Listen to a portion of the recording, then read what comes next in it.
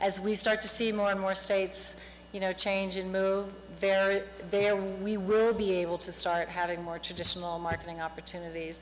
To be ready and set up for that and help define this industry right now is really important.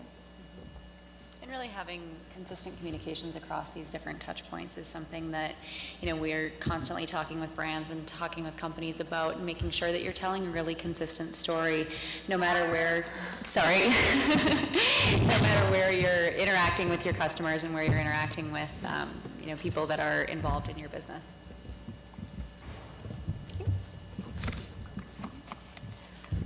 So I'm going to talk a little bit, we've opened up by talking a little bit about why the idea of branding is important. I'm going to talk a little bit about why responsible marketing is important. And as you know, with NCIA, it is important to us that we build an industry that reflects the values that reflect most positively on our industry.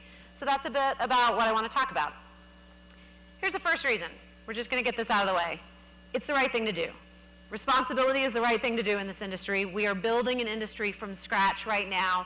We have the opportunity to make this an industry that's not like every other industry, and we ought to take that opportunity. So, first of all, it's the right thing to do. We get that out of the way. Why else should we be responsible in our marketing? Don't screw it up for everybody. Look, this is not an industry that has a rock-solid foundation underneath it. We all know that. This is an industry that is still in its infancy and is also still in a very vulnerable position from a public policy and public opinion standpoint.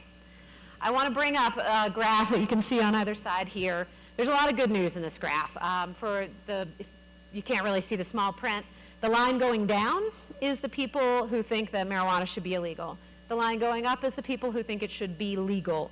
The fact that those have now crossed is a fantastic thing for our industry and for our society. But what I actually want to point out on this graph is a little further to the left. There's another spot on that graph where the lines started moving toward each other, and then they stopped moving toward each other. And I don't have the facts at hand or the historical perspective to tell you exactly why that reversed. My point is not exactly why that reversed. My point is that it did reverse, and that the direction that public opinion is moving on this is not a single direction. It does not mean, just because we are experiencing an incredible moment in our industry does not mean that it could not reverse itself. One piece of that is our public perception. Responsible marketing is a massive part of that perception. If you're not marketing responsibly, you're screwing it up for everybody else. Don't screw it up for everybody else. You need new markets. You're a successful business now. You want to be a successful business in the future. That means you need new customers. You can't just keep relying on your old customer base. In order to find new customers, to reach out to new customers, you have to start thinking outside the box.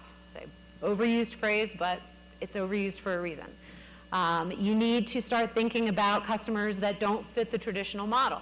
And often the old school form of marketing in the cannabis industry was very geared toward a specific demographic.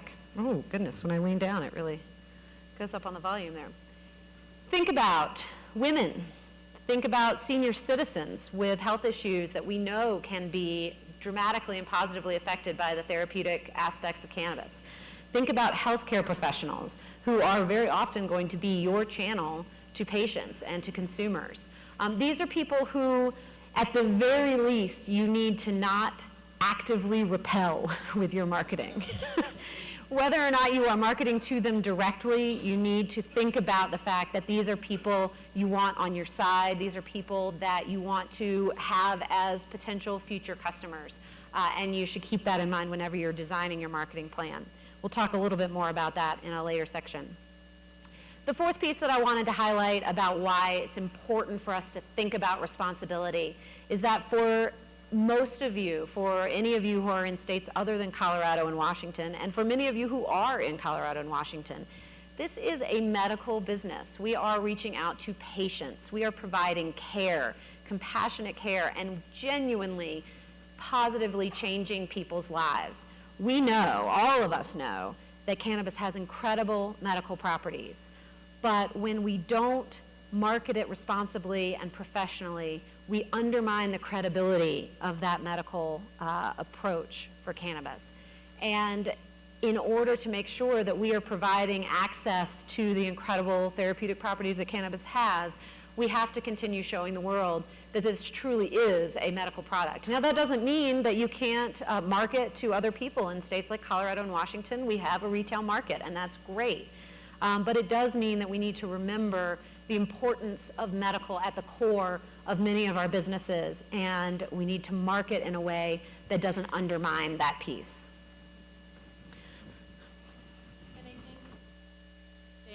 Is this on? Yeah.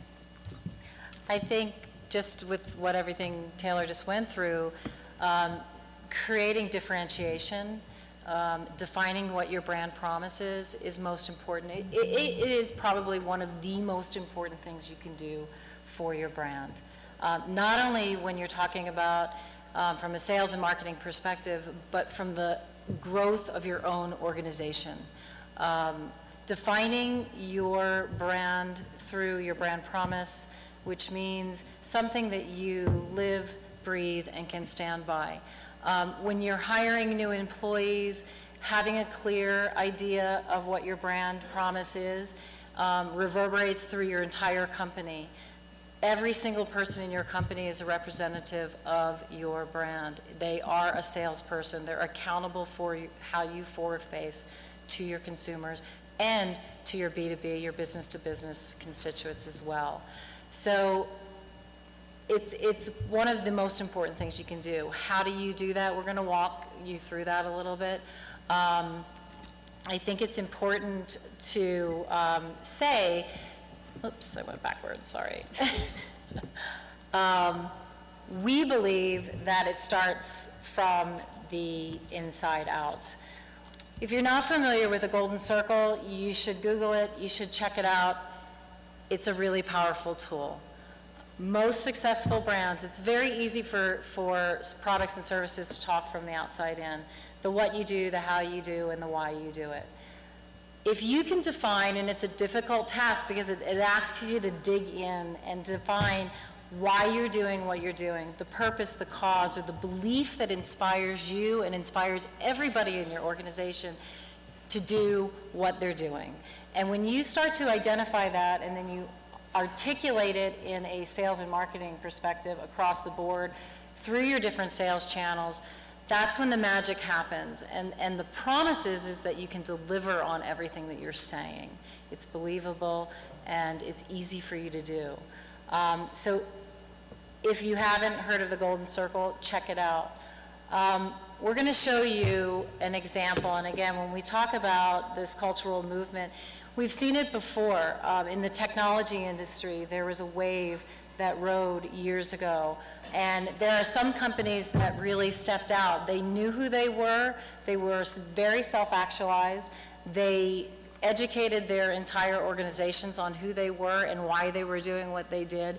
They have not only continued to honor their position, they just continue to grow it and to develop products, new products based around that. We're seeing it today in the natural food and cosmetics and supplement products as well, which in a lot of ways I feel like this category fits right into that. The wellness side of it and the choice side of it, however you choose to engage with it. So I just want to show you a video really quickly of an organization, of a company that prior to launching their product, they defined who they were, and then they went out and they launched their product. So if you could hit the video. Today we celebrate the first glorious anniversary of the information purification. For the first time in all history, a God.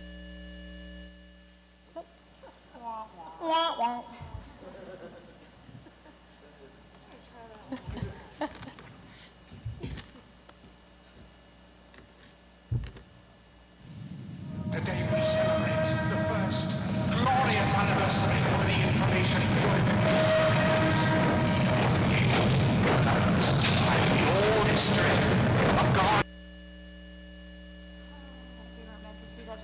Went to see it.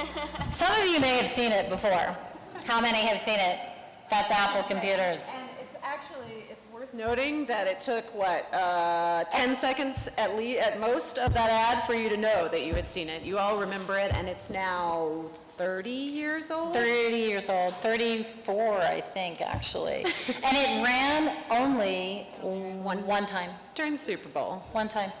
84, 1984. right. Right, thank you. For those of you who don't know, that is an ad for Apple that ran during the Super Bowl in 1984, challenging the very rigid corporate structure of an IBM type company.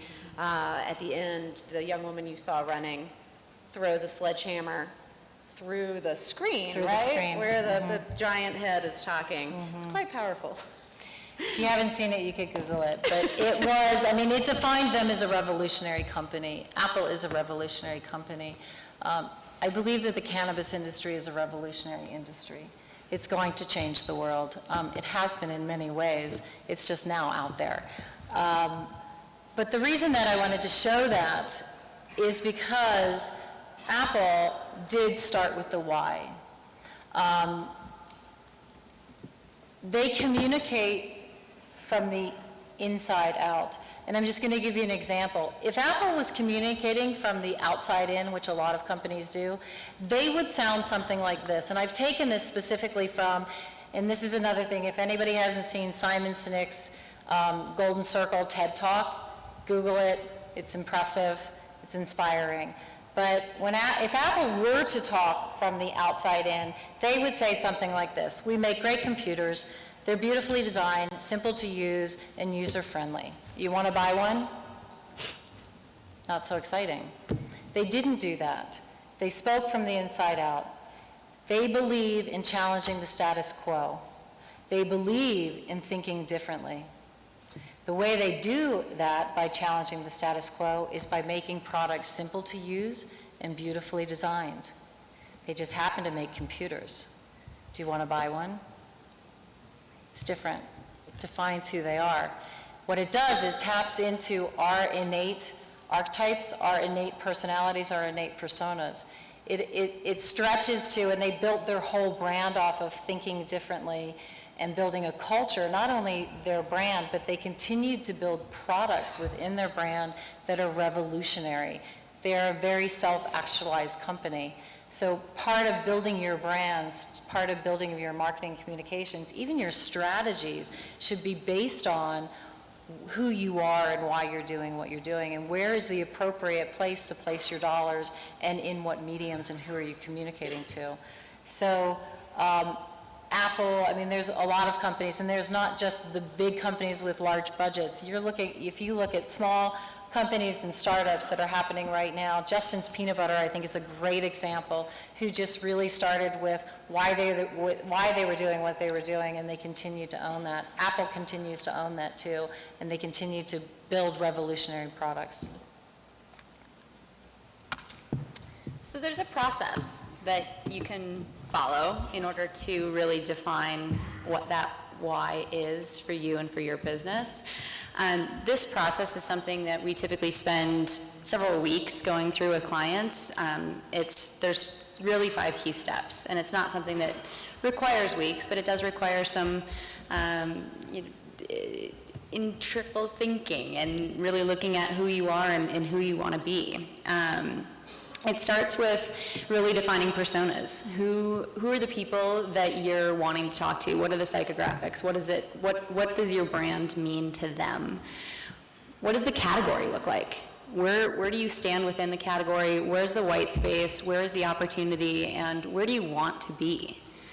From there, you really look specifically at your brand. What are the unique attributes of your brand, and what can you do within this industry that's going to be meaningful and that's going to really resonate with the consumers that you're talking to, whether it's direct consumer, business to business, or even just your interactions within a summit like this and within a conference. From there, you really define your brand promise, and that's the piece that Bridget mentioned earlier around what you are really going to live and breathe. After that, it's defining your target profile. This is the specific information around your demographics. This is you're targeting women 25 to 34, and this is the product you're going to sell, and getting really specific into those details. Taking all that information, really important to build loyalty and retention for your brand. Discovery and research is really the first step of that, and it's not something that requires a whole research study or something that's incredibly involved. You can do this by talking to your customers. Find out how did they find you, how did they learn about your brand, talk to people that are engaging with you in person-to-person conversations as well as in social conversations. The concept development and design portion is that visual aspect. So when somebody sees you, when they see your brand, what does it look like? What does it feel like? And what does that mean to them? What do they take away from that? And then really building awareness and customer acquisition. This is something where right now, cannabis industry, there's a lot of regulations associated with that. Taylor's talked a bunch about that. Everybody knows that they exist. But there's ways to make sure that you're set up for the success in the future. One of those is really database management. And a lot of the businesses right now are having to keep tabs on what's going on, report on what's going on, making sure that you're knowing who your customers are, what they're purchasing from you, what they like, what they don't like, and leverage that information and really use it to your advantage. Market to them one-to-one. Try to personalize it as much as possible. Make sure that your story is something that, as a brand loyalist, they're telling to other people, and that it's clear enough that they understand what that is and can relay it effectively. On the digital side of things, with online, social media, grassroots, all important components, and all components that, there's definitely regulations around right now, but in the future, that's going to change. So establish the position for your brand today. Make sure that you understand what role these items play within your marketing and advertising efforts as a whole, and make sure you're engaging with people and replying and just taking advantage of the situations that present themselves in order to really build those customer loyalists. Yeah, we were talking about this before we came in today. I know for many of you, if you are in any sort of business that is obviously cannabis related, then your opportunities for paid social media are pretty limited. Even NCIA can't promote our Facebook posts because we have cannabis in the name and it gets flagged as inappropriate content. That being said, it doesn't mean that social media isn't still an incredibly valuable place to build community, especially if your customer base is, something that is a group of people that you are interacting with regularly in person. If you can keep them engaged in the digital space as well, that can pay off in spades. Well, and I think to that, even more, as important, the CRM and the databases, but behind that is, and we see it with organizations that have been in business for 20 and 30 years that are successful but don't have a robust system in place. When you become quite large to then put a system in place like that, the capital investment is huge. And you're missing opportunity to manage your data, and not only that, but to analyze where these people are coming from a geo-targeting standpoint, what's hot, what's not, where are other centers that you could be looking at. So because there's some limitations with that, the social engagement from data, and then even developing your brand and starting to engage with them on a one-to-one basis is significant, because that then becomes viral through person to person. So you can really leverage that opportunity if you have the right tools in place. So it's something highly recommended to look into. So I'm going to talk a little bit, now that we've sort of covered some basics of developing a marketing plan, I'm going to talk a little bit about the basics of responsible marketing. This is the first one. It's an extremely important one. We all know it. We should all be living by it. There's not much more to say about it except that. Just know that going back to the first part of my presentation, this is perhaps the most important thing for us to remember when we are putting a public face forward. This is not a children's product. We know it's not a children's product. We don't want to sell it that way. We should not be selling it that way. Don't. But there's also this: don't market like children. This is a grown-up professional industry, and God knows I'm preaching to the choir here. You're here at this event. You have seen what we've done. 1,200 people at this event, an incredible expo area, amazing products. You are the people that are building this into a mature, professional industry. So to a certain extent, I'm telling you things that you already know, but the more that we talk about it, the more this will spread through the industry. We want to put forth a face that's professional. We want to put forth a face that is polished. And I'm not saying that you can't have fun with your advertising. I'm not saying that you can't target your advertising in specific ways. But when we think about other products that we consider ourselves somewhat similar to, the wine industry or craft beers or wellness products, a good example would be in a beer commercial. No one's ever drunk in a beer commercial. Right? That's not what they're selling. They're selling an experience that's positive, that's fun, that's desirable. But they recognize that there is a professional way to do that the lifestyle is the important part and not the specifics. We've got marketing out there that tends to do the opposite of that. Again, a lot less of it from you folks in this room. Thank you. But a lesson to remember. Don't market to children, but don't market like children either. And another issue that's near and dear to a lot of our hearts: don't alienate half the population. Now look, everyone is going to have different target audiences for their advertising. Not every piece of advertising is going to be attractive to every segment of the population. But in the same way that I said it should be important for your marketing to at least not actively repel certain parts of the population, you certainly should work hard not to actively repel an entire half of the population. And by that half, I mean women. Women are actually more likely to have a chronic illness that could be treated by medical cannabis. They're more likely to consider alternative forms of medicine, which cannabis fits into. They're more likely to make their family's healthcare decisions. And yet, if you look at the Colorado Medical Marijuana Registry, and these are the most recent numbers, they make up half the amount that men do on the registry. So there are a couple of different things happening here. First of all, there's an enormous opportunity here. There are absolutely women in Colorado and in other medical states who would greatly benefit from taking advantage of medical cannabis that are not feeling, for whatever reason, welcomed into this market. Now, there are a lot of complex reasons around that, and I'm not saying that you can boil it down to a single thing. But I would suggest that perhaps this has something to do with it.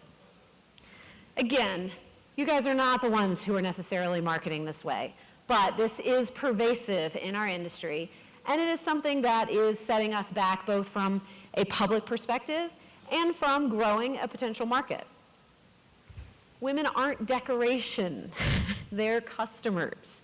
And if you don't believe that, or if you don't take that into account, that huge portion of the customer base is going to go to your competitors. So again, I am not saying that sex doesn't sell. Sure it does. And I'm not saying that we can't have sexy advertising. What I am saying is that, again, you should be trying not to actively repel a significant portion of a market that could be coming to do business with you. And so I would ask that you consider that when you are developing your marketing plan, and think about how you design a marketing plan, even if it's intended to appeal to a different audience, one that isn't completely offensive to a significantly large portion of a potential audience for you. To wrap this up, these are the two most important things to sort of take away conceptually. What they see of you is what you are. No matter what you have decided as your mission, no matter what you believe your reason for being in the industry is, or what product you're selling, what the world sees of you publicly, whether it's an ad, whether it is your store, whether it is the people that are staffing your counter, whether it's your logo, your booth, absolutely any part of you that is public. That is what you are. And that is why it is so important that you put very real thought into what you are putting out there publicly. Everything of your external image is marketing, and you need it to be true to your brand, as Bridget and Callie were talking about, true to the story that you're trying to tell about your business, but also that it is a positive reflection on you as a company.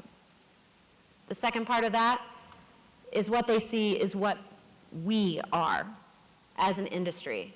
All of us are affected by all of these images. Our businesses, our status in the public policy world, our ability to expand into other states, to get people to understand the properties of the products that we're selling, all of that is wrapped up in what people see from every one of your businesses. What they see is what we are. And that, again, is why it's so important that we be thoughtful about the way that we market ourselves, the way that we put ourselves out there publicly. That wraps up our presentation. I am